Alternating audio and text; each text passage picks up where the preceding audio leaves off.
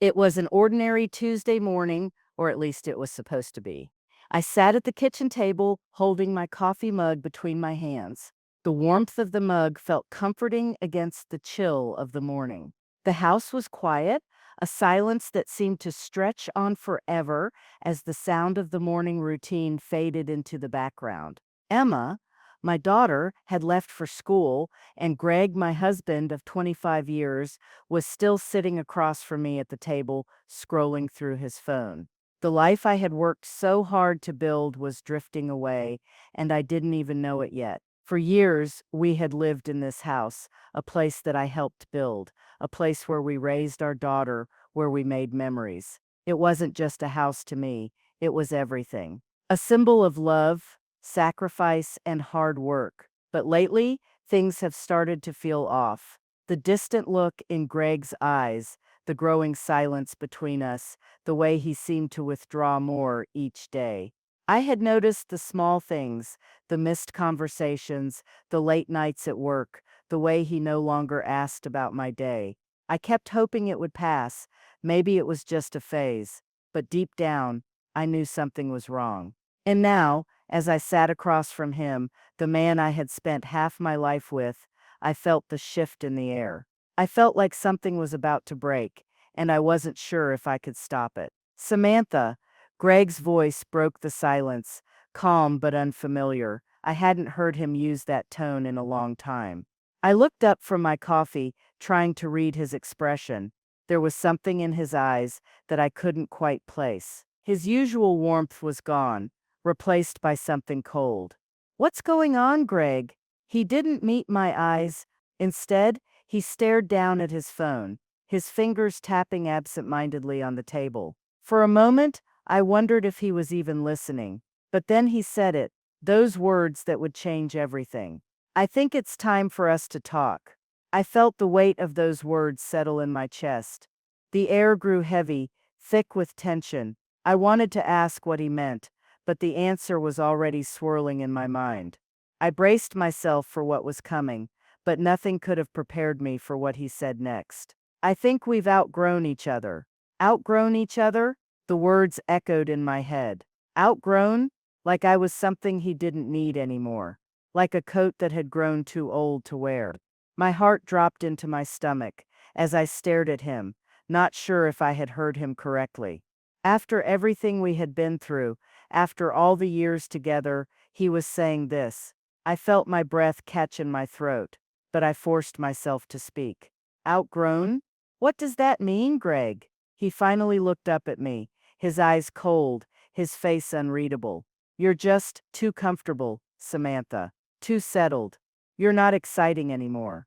I need someone who gets me, you know? Someone younger, someone more lively, younger, more lively."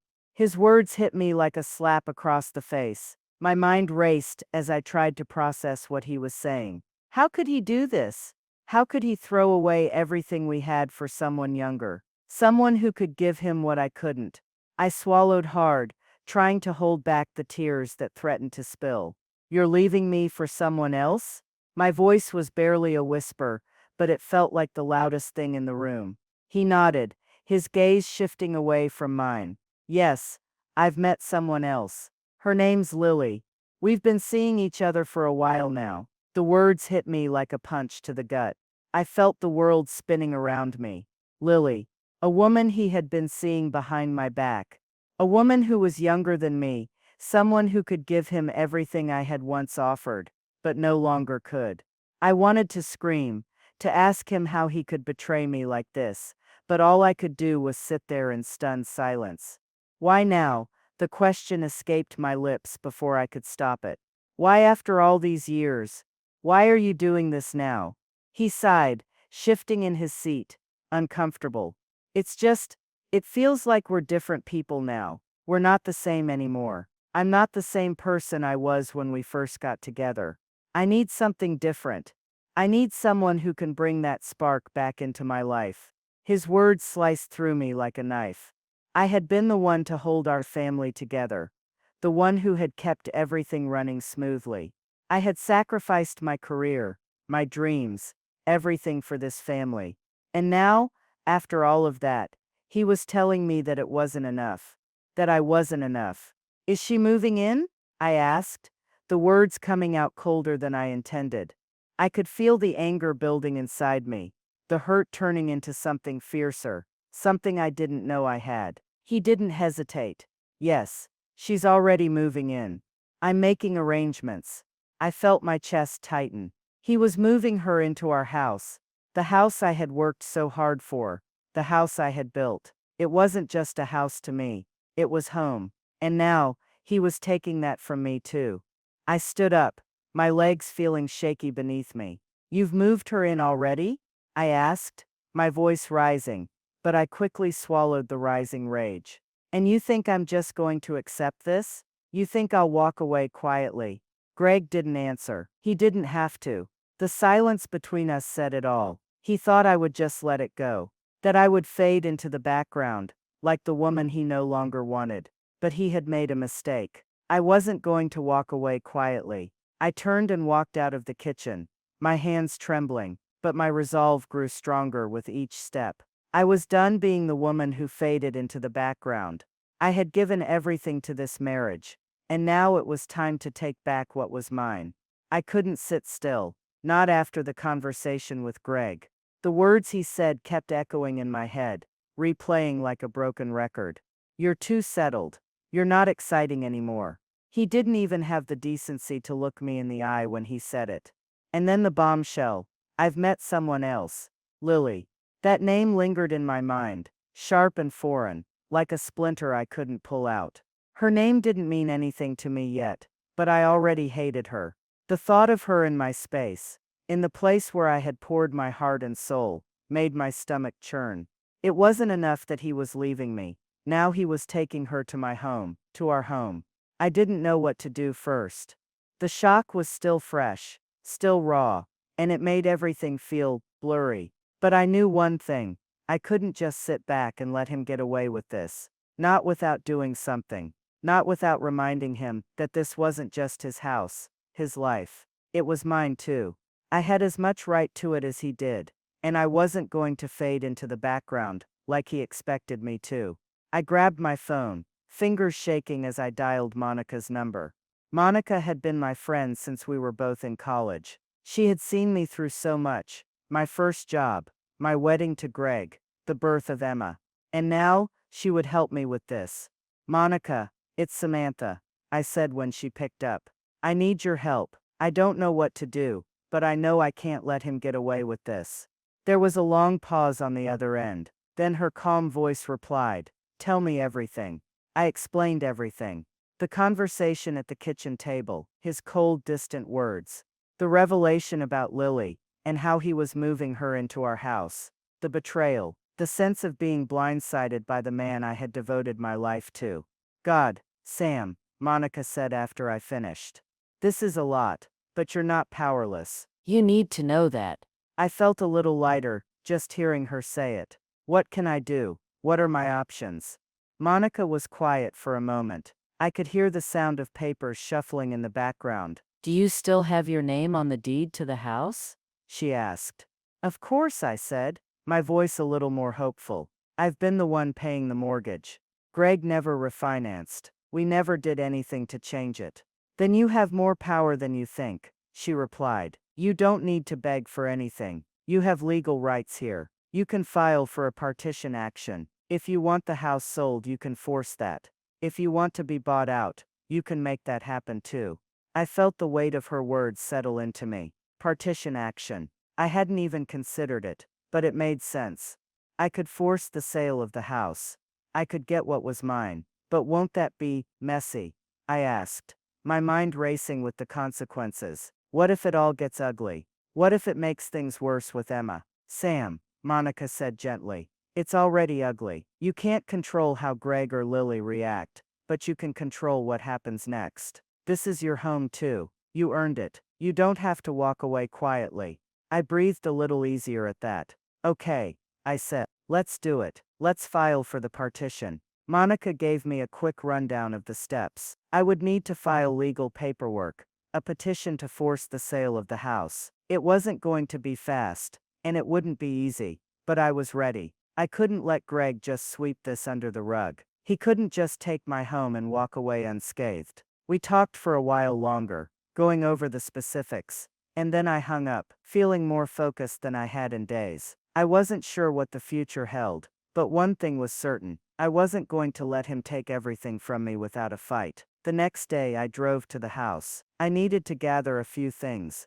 personal items, small pieces of furniture, things that still felt like me, before I officially started the legal process. It was surreal, pulling into the driveway of the place I had spent years making a home, only to see the white BMW parked in my spot. I tried to steady my breath as I walked up to the door, trying to avoid the overwhelming wave of anger and pain that threatened to break through. I still had the key. Greg never bothered to change the locks. I had always kept one, just in case. I wasn't sure why I had kept it, but now, in this moment, it felt like a small act of rebellion. I unlocked the door and stepped inside. It smelled like my house, but it didn't feel like it anymore. The walls were the same, the floors the same, but everything else was different. They had already moved in their things. Pictures of them, not of us. I could feel a tightness in my chest as I walked through the rooms that once held our lives, now filled with strangers' things. I was just about to head upstairs when I heard the footsteps.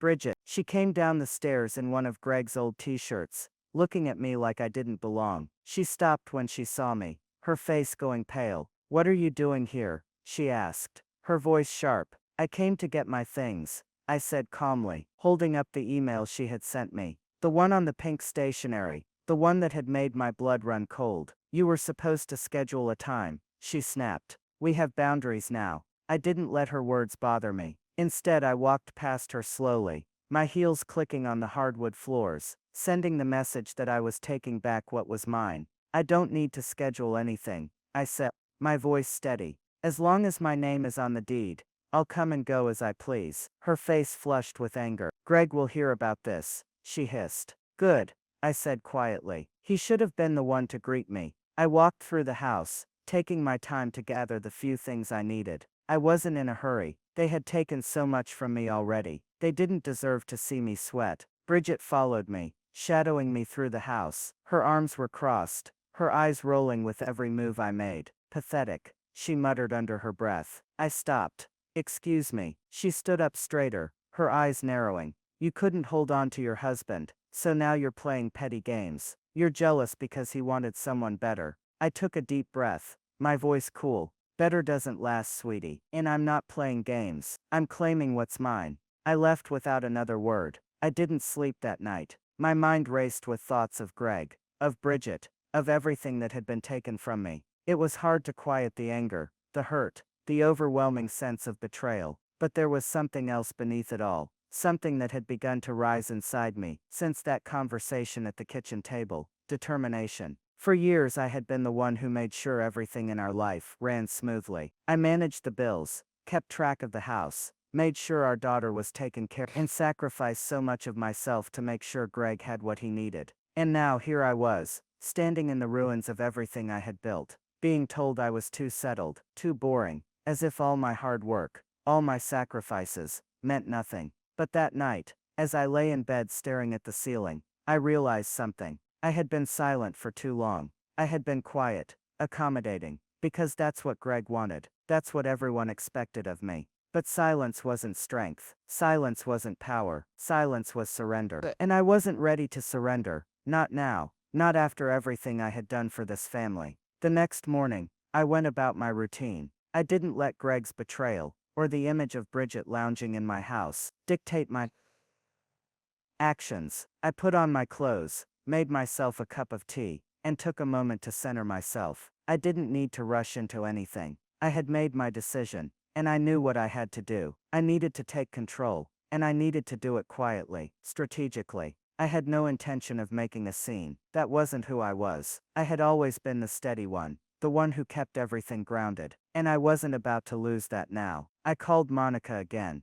the weight of the decision still heavy in my chest. "I'm going to do it," I told her. "I'm going to file for the partition. I'm taking back what's mine." Monica's voice was calm, but I could hear the approval in her tone. "Good. You're doing the right thing. You're not just fighting for your house. You're fighting for your dignity, for everything you've built." That was the moment I realized. It wasn't just about the house. It wasn't about the material things Greg had taken. It was about the years of my life I had sacrificed. It was about not letting anyone, not even Greg, tell me that I was too old, too boring, that I didn't matter anymore. The partition action wasn't just a legal move. It was a reclamation of my voice, my agency, my self-respect. But as much as I was determined, part of me was scared. Not of the legal battle. It was more of the emotional toll. What if Greg fought me? What if he tried to turn Emma against me? What if in the end, he succeeded in making me feel like I wasn't enough? I wasn't sure what would happen,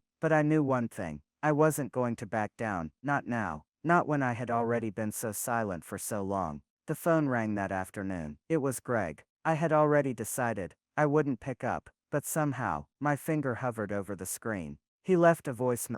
As usual, his voice filled with fake concern. "Samantha, we need to talk," he said. "I know you're upset, but this doesn't need to get any uglier. Can't we just—" I didn't listen to the rest. I deleted the message and sat there for a moment, my heart still heavy, but my resolve stronger. I wasn't interested in talking. There was nothing to say anymore. He had made his choice, and I had made mine. As the days passed, I found myself sinking into a new routine. I moved out of the house, that weekend, into a small apartment, not too far from the home we had shared. It wasn't much, but it was mine. A place where I could breathe, where I could take back some of the independence I had lost over the years. It wasn't the luxury I had once imagined for myself, but it was peaceful. It was mine. Greg didn't try to reach out again for a while. I guess he thought I would come crawling back, asking him to fix things. But I wasn't that woman anymore. I didn't need his approval, or his validation. I didn't need him to make things right. I was doing that on my own.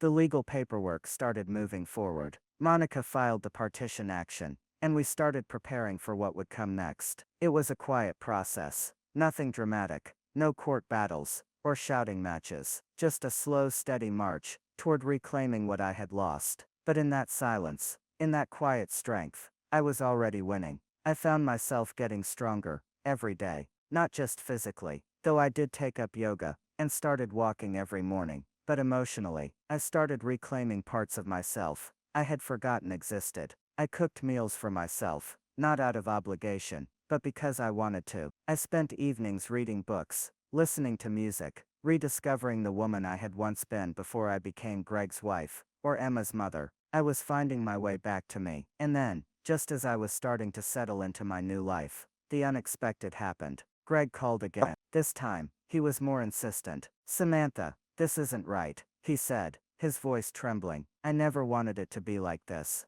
We can work this out. Just come back to the house. It's not too late." I didn't respond right away. The old Samantha might have let his words pull at her heartstrings, might have tried to fix things, to mend what was broken, but not now, not anymore. I took a deep breath, and finally spoke. "Greg, this isn't about fixing things. This is about me fixing myself." You didn't just take a house from me, you took everything, my dignity, my peace, my sense of worth, but I'm getting it back, and I'm not going to let you or anyone else take that away from me again. I hung up before he could say anything else. The days blurred together as I started the legal process. I was doing everything Monica suggested, filing papers, gathering evidence, making sure every detail was in place. The quiet, methodical nature of it all was strangely comforting. It wasn't dramatic. It wasn't noisy. It was clean, precise, and it was mine. I had spent so many years taking care of everyone else,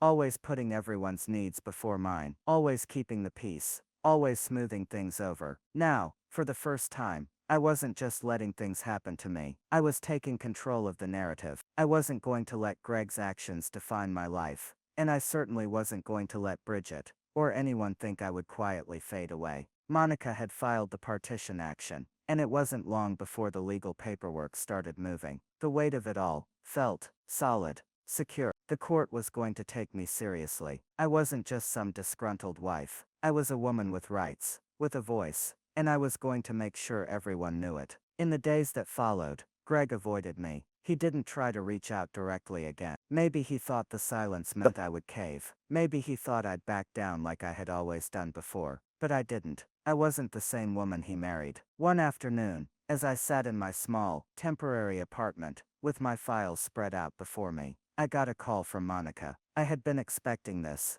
It was time to take the next step. Sam, she said, her voice serious, but calm. I've got news. The court accepted the partition action. We've officially filed, and Greg and Bridget are going to be notified tomorrow. I felt a rush of both relief and anticipation. This was it. It was no longer about simply surviving, or enduring. Was about reclaiming my power. What happens next? I asked, trying to keep my voice steady. Next, you wait, Monica replied. The court will serve them with notice. Greg will have a chance to respond, but we're in a strong position. You've got the deed. You've been paying the mortgage. There's no question that this house is yours too. This is the first step.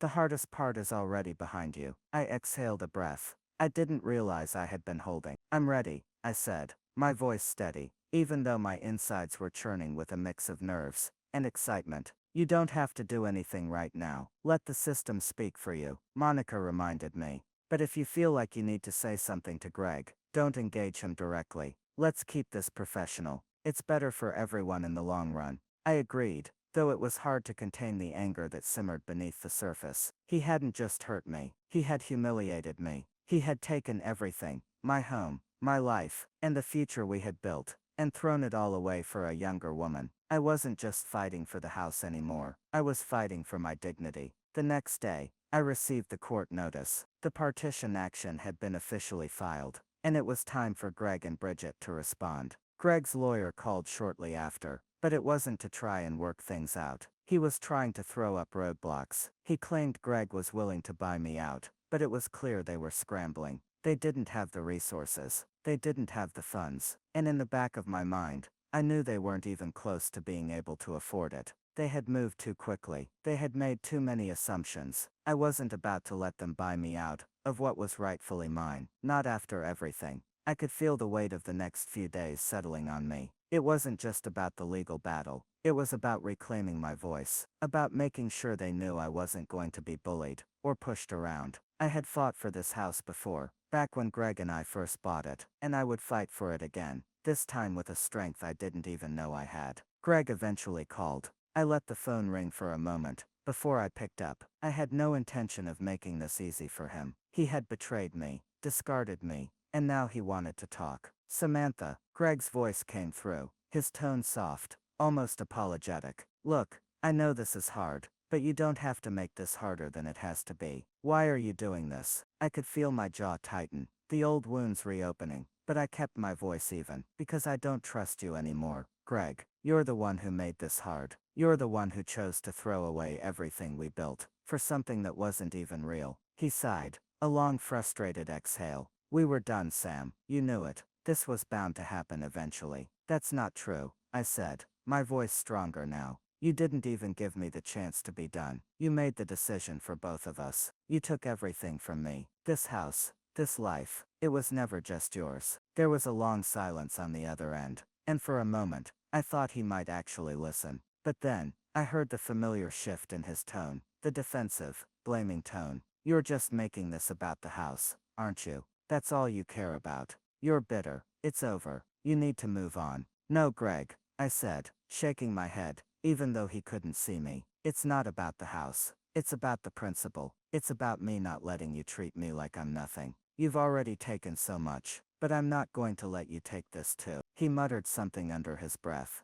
but I had already heard enough. I'm not doing this with you anymore, I said, my voice firm. You made your choice. Now I'm making mine. I hung up before he could respond, before he could try to convince me to back down, to feel guilty for fighting for what was mine. But the truth was, I didn't feel guilty. Not anymore. I was done being the silent one. I was done letting everyone else control my narrative. This was my fight now, and I was going to win it. The morning the court papers were officially served, to Greg and Bridget felt like the calm before a storm. For days, the anticipation of what would happen next hung over me like a dark cloud, and as much as I told myself I was prepared for it, a small part of me still braced for the fallout. I had no illusions about how Greg would react. I knew the man I had been married to for years. He wouldn't take this quietly. He didn't do quiet. He did loud. He did manipulation. He did guilt trips. But he also underestimated me. and that I knew would be his mistake. The call came in the afternoon. I was sitting on the small balcony of my new apartment, staring out at the city skyline, when my phone rang. Greg's name flashed across the screen. My finger hovered over the green answer button for a moment. I didn't want to take his call. I had already made it clear I wasn't interested in negotiations, but I knew this conversation was coming. I pressed answer. "What is it, Greg?" I asked, my voice calm, collected. Sam, he began, his voice tight with frustration, you're making a huge mistake. You don't have to go down this road. We could figure this out. We can work something out for Emma's sake, if nothing else. I could almost hear the desperation in his voice, the thinly veiled attempt at guilt. He was trying to play the "we're doing this for our daughters" card. It had always worked before, but not now. Not this time. You're right about one thing, I said, cutting him off before he could continue. This is for Emma. This is about showing her that no one gets to treat us like we don't matter. Not you, not anyone else. I could hear him breathing through the phone, probably taken aback by my response. Samantha, I didn't want this. You know that, he said, his voice quieter now but still defensive. I didn't want to hurt you. I laughed, a dry, humorless sound that didn't escape the edges of my lips. You didn't want to hurt me, I repeated. Is that what you tell yourself, Greg? You didn't want to hurt me when you moved in with her? When you told me I wasn't enough? When you handed me divorce papers like it was some kind of formality? Don't lie to me. You wanted this. You chose this. There was a long silence, one that stretched so thin I could almost feel it crackle through the phone. Finally, he spoke, his voice lower, almost pleading. Look, Sam, I don't know why you're doing this. I don't know why you want to make it harder than it already is. I don't know why you're holding on to this house like it's the only thing that matters. The anger I had been keeping at bay for days suddenly surged within me, rising up my throat like fire. The house is mine too, Greg, I said, my voice trembling with the emotion I was no longer trying to suppress. I helped build that house. I sacrificed my career, my time, my life to make sure we had everything we needed. And you can't just throw me aside like I'm nothing. I'm not some old coat you can discard when you find something newer, something shinier. You took everything from me, Greg, but I'm taking this back. He sighed heavily, and for a moment, I thought he might understand. Maybe he would apologize. Maybe he would finally see the error of his ways. But then, I heard the familiar defensiveness in his voice again, the same one that always appeared when he knew he had been caught. You're just bitter, he said, his tone sharp now, as though the realization was just dawning on him. You're angry because I moved on. You can't stand the fact that I'm happy with someone else. You're not happy, Greg, I retorted. You're running from the life we built, and you think that makes you happy. But it doesn't, it makes you small. You chose someone who would never respect you the way I did. And you know what? That's not my problem anymore. There was another pause. This time I didn't wait for him to speak. I'm not having this conversation with you anymore. We're done. I'm not going to keep listening to your excuses. I'm done being the woman who apologizes for your mistakes. You made your choices, Greg. Now live with them. Before he could say anything more, I ended the call, the screen going black with a finality that left no room for negotiation. For a long moment, I stood there, staring at the phone in my hand. A part of me, maybe the part that had been trained for years to smooth things over, to keep the peace, wanted to reach out, wanted to soften my words. But I didn't. I couldn't. I wasn't just angry. I was done. The next morning, I went to the courthouse to check on the status of the partition action. I had filed everything. It was now in motion, and I had to make sure everything was in place. As I stood in line at the counter, waiting for the clerk to hand me the next piece of paperwork, I felt a sense of calm settle over me. I had taken control of my life. When I left the courthouse, my phone rang again. This time, it was Bridget. I stared at the screen for a few seconds before I picked up. Sam, she said, her voice high and tight. I don't know what you think you're doing, but this is getting ridiculous. You're embarrassing yourself. You're making it harder than it needs to be. You're ruining everything for us." I could feel my jaw clench. "I'm not ruining anything," I said, my voice measured. "You made the choice to move into my house. You made the choice to help destroy a family. And now you're blaming me for standing up for myself? No, Bridget, you don't get to play the victim here." There was a brief silence on the other end, and then in that all too familiar tone of hers, Bridget snapped. "You're pathetic. Greg deserves better than you. You're just holding on to something that died years ago. Get over it." I wasn't going to let her words affect me. Instead, I took a deep breath and said, "Better doesn't last, sweetheart, and you won't be around long enough to find that out." I hung up before she could respond. I didn't need to waste any more time with them. I wasn't going to engage in their drama. This wasn't about winning petty arguments. This was about reclaiming my life, my dignity, and my future. And I wasn't going to let anyone take that from me. Not anymore. The court hearing was set. The papers had been filed, the partition action was official, and it was time to face the music. I sat quietly in the waiting room, the cold wooden bench beneath me grounding me, forcing me to focus.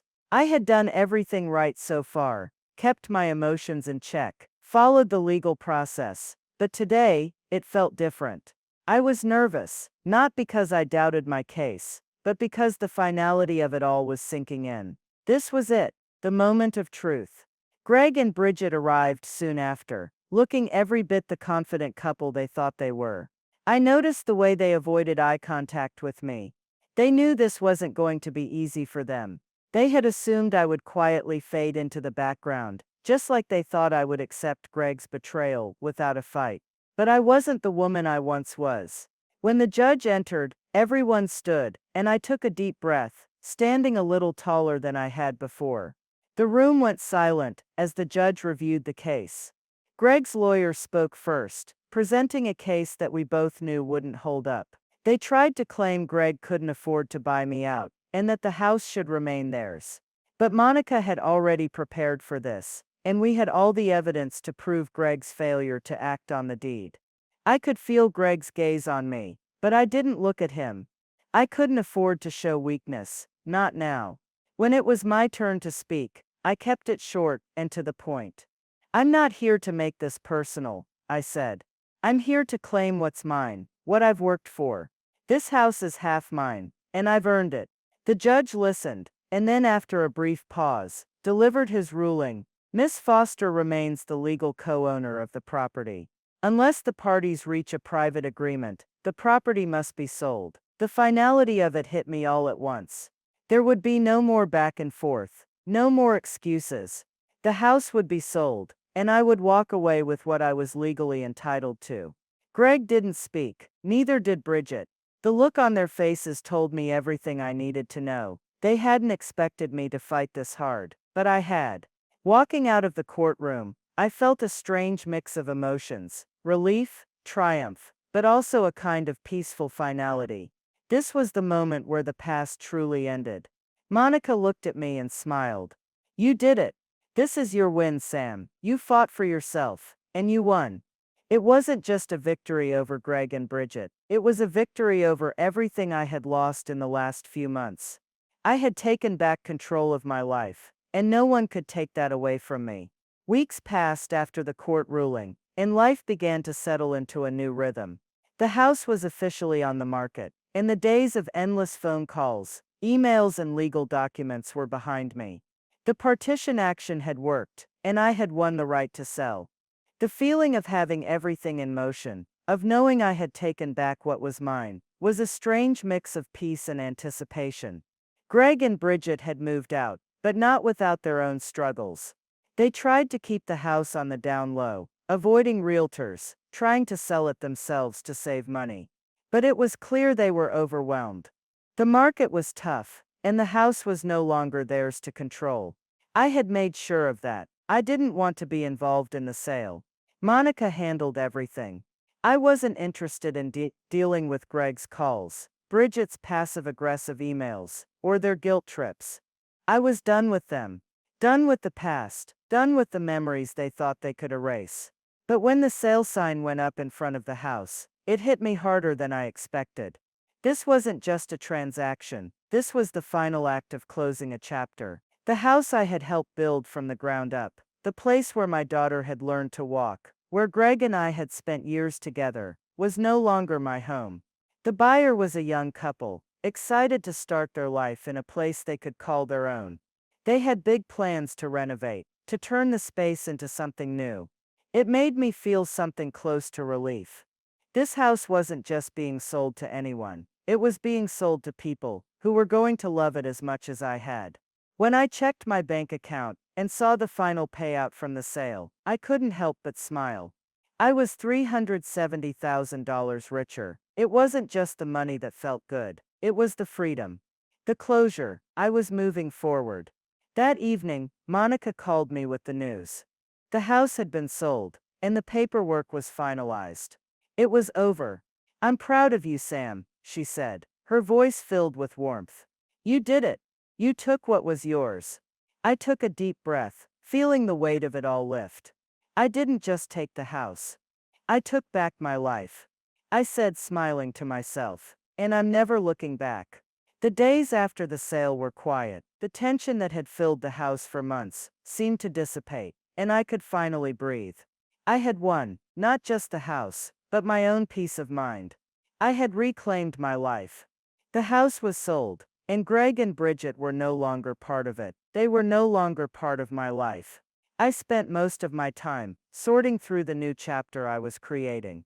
The apartment was small, but it was mine. I spent my days adjusting, rediscovering the things I had put on hold for so long. I spent time with Emma, making sure she felt supported through all the changes. Though she had remained neutral, I knew she was struggling with the shift in our family dynamic. But slowly, she was coming around, and we were rebuilding our bond. Greg didn't try to contact me anymore. At least, not directly. There were the occasional emails and texts, half-hearted attempts to make amends, but I didn't engage. I didn't need to. He had made his choices, and I had made mine. I wasn't interested in his guilt trips, or his apologies. I wasn't interested in any more empty promises. But then one afternoon, about a week after the sale, I got a voicemail from Greg. I debated not listening to it. He had no place in my life anymore, but something inside me wanted to know what he had to say. "Sam," his voice came through, low and tired. "I don't know what you want me to say. I know I messed up. I didn't think you'd go this far. I thought you'd just move on. But I guess you're right. I made my choices. I just thought you'd be okay with it." I didn't listen to the rest. I deleted it. I didn't need his closure. I didn't need his permission to move on. The silence that followed felt golden. It was mine. Weeks turned into months, and I began to feel something I hadn't in a long time. Peace. It wasn't loud or dramatic. It wasn't something that happened overnight. It was a quiet, steady feeling that seeped into my bones, a feeling of having reclaimed control of my life. I focused on the things that mattered: Emma, my work, and myself. I had taken a part-time job at the local library. It wasn't glamorous, but it was peaceful. It was just me and books, helping others find their next adventure, while I rediscovered mine. The small things: mornings with a cup of tea, afternoons filled with reading, evenings spent watching sunsets on my small balcony, became enough. They were everything. One evening, I sat on my balcony, the wind gently swaying the plants I had started tending to, and I thought about what I had lost, and what I had gained. I had lost a marriage, a home, a life I thought I would have forever. But I had gained something far more valuable: myself. My independence, my voice, my peace. I had always been the one to hold everything together, to sacrifice for others. But now, I was the one who mattered. I was the one who came first. I realized I wasn't just surviving anymore. I was thriving. Greg reached out again. It wasn't a call or a message this time. It was an email, simple and direct. "I'm sorry for everything. I didn't mean for things to end like this." I read it once, then deleted it. There was nothing left to say. I didn't need his apology. I had forgiven him a long time ago. It wasn't about revenge anymore. It was about moving forward, about finding a new path. And I had already walked it. Monica called one afternoon, her voice bubbling with excitement. "You've got to come to this women's seminar. I signed you up as a speaker."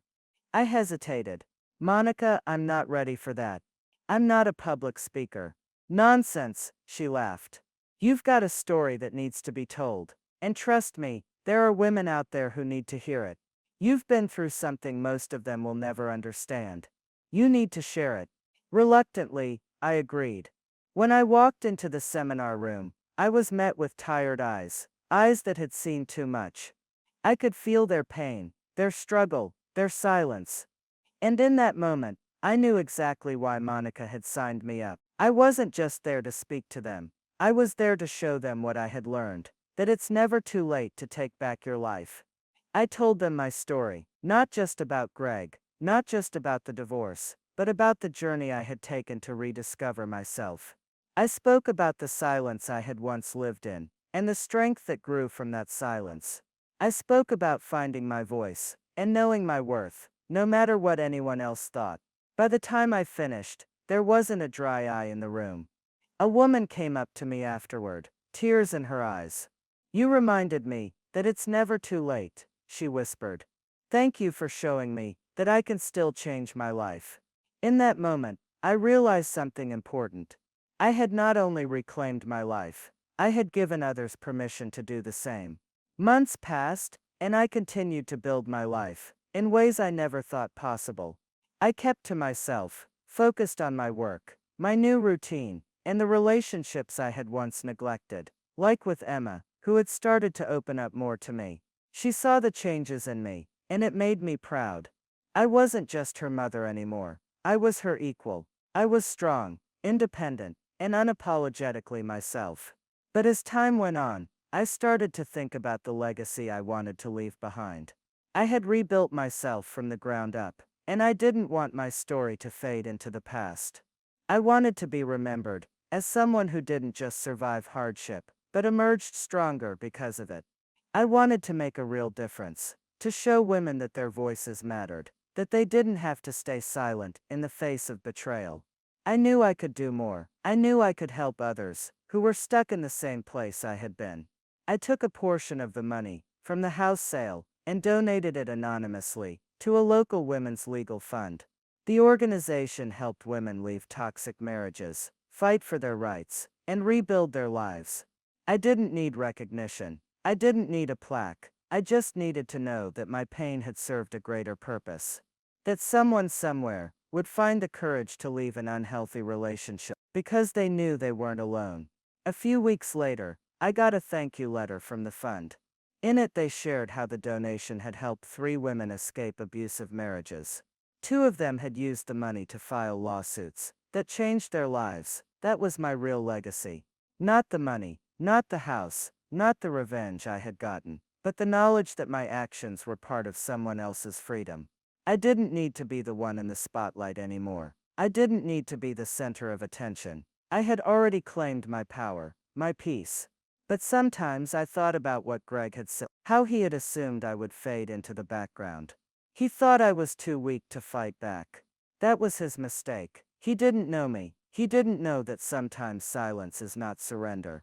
Sometimes it's a warning. And sometimes silence is the beginning of a new journey, a journey toward reclaiming everything that was taken from you.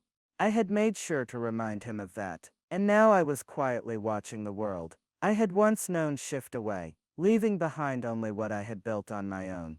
It was late one evening, as I sat in my cozy apartment with a cup of tea, that I received an email from Greg. At first, I hesitated to open it. I hadn't heard from him in months. I had moved on, and his attempts at reconciliation, or guilt tripping, had long faded into the background of my new life. But something about the email's subject line caught my attention. "I'm sorry." I stared at the screen for a long moment. I knew what was in it already. His apology, his realization of how he had wronged me. But I had no desire to rehash the past. I didn't need his apology. I had already forgiven him a long time ago. Still, I clicked open the message. "Samantha, The email began. I know this doesn't mean much now, but I need to say I'm sorry. I was selfish. I didn't realize how much I was hurting you until it was too late. I took you for granted. I thought you would always be there. I see now that I was wrong. I'm sorry, I was a fool. I read the words, feeling nothing, no anger, no sadness, just indifference. I had already let go of all of it. He had betrayed me. Yes, he had moved on with someone else. Yes, but I had rebuilt my life. I had reclaimed everything. I thought I had lost. I didn't need closure from him. I didn't need his validation. I closed the email without responding. It didn't deserve a reply. A few days later, I was walking to my car when I noticed someone standing by the front door. It was Greg. He was standing there, looking smaller than I remembered. His clothes were slightly wrinkled, his face drawn. When he saw me, he stood up straight, but there was a hesitance in his movements. I stopped in my tracks. I wasn't sure what he wanted, but I wasn't interested in hearing him try to explain himself again. Sam, he said quietly, his voice hoarse. I needed to say this in person. I didn't think you'd go this far. I thought you would be hurt, and we could work things out. But you didn't just survive. You've built something better, and I'm sorry for not seeing that sooner. I stood there, staring at him, feeling a strange mixture of sadness and peace. He was still holding on to something that wasn't there anymore. He was looking for forgiveness, looking for something that would allow him to feel like he had done the right thing by walking away. But I had already forgiven him. I didn't need him to feel better. I had moved on, and I wasn't going to let his guilt drag me back. Greg, I said slowly, my voice calm but firm. I don't need your apology. You don't need to fix anything with me. What you did, you did. What happened, happened. And I'm done with it. He looked at me, his eyes sad but understanding. For a moment there was silence between us, the years of our marriage hanging in the air, the years of hurt and disappointment finally coming to an end. I'm sorry, he repeated, as if saying it would somehow make everything okay. But it wasn't okay, and I didn't need him to make it okay. I had already done that myself. Goodbye, Greg, I said, turning to walk to my car. Take care of yourself. And with that, I drove away, leaving him standing there. I didn't look back. I didn't need to. I had already moved forward. The journey I had been on, from the moment Greg handed me those divorce papers to this final goodbye, had been difficult. But it had also been the most empowering journey of my life. I had learned that sometimes the hardest battles were the ones we fought alone. And those were the battles that truly defined us. I had lost a husband, a house, a life I thought I'd always have. But in return, I had found something greater. I had found myself. And in the end, that was all I needed.